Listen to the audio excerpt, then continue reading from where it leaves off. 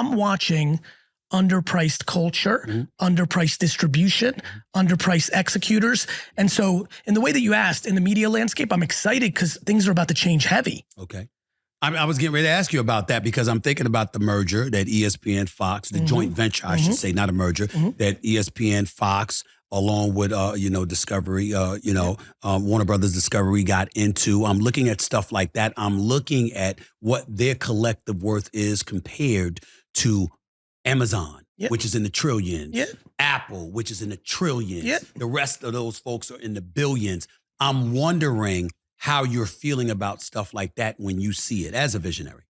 What's very clear is, and this is something I've been talking about for about 7 or 8 years, Apple and Amazon were not coming to fool around.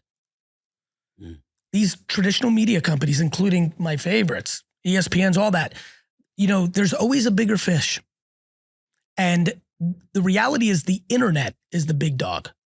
And so what happened was there was all these people that held on to the radio when we finally had television in the 50s and 60s. Yeah. I was a really poor student, Stephen A., but the one class I was good at was history, and I never understood until I got to my mid-30s. I'm like, damn, that's because I believe in pattern recognition and history repeating itself. And so what's happening is, what do I think? I think the world's going to change quite a bit. Apple has the MLS.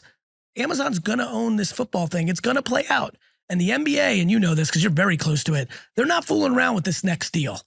And there's a lot going on. And Ryan Smith with the Utah Jazz is doing different stuff. And Matt Ishbia is with the Suns. Is like, things are changing. And the way people are going to consume content and how they consume and where, you know this, a kid that's got talent, 15-year-old you, 19-year-old you, 23-year-old you, he now has TikTok and YouTube.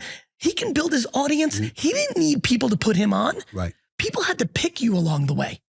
People had to subjectively say you're a talent. And a lot, you know this, you came up with a lot of guys and gals. Some of them just didn't have the political luck of the draw. They didn't get picked, but there is no pickers anymore. Everyone goes direct to consumer now.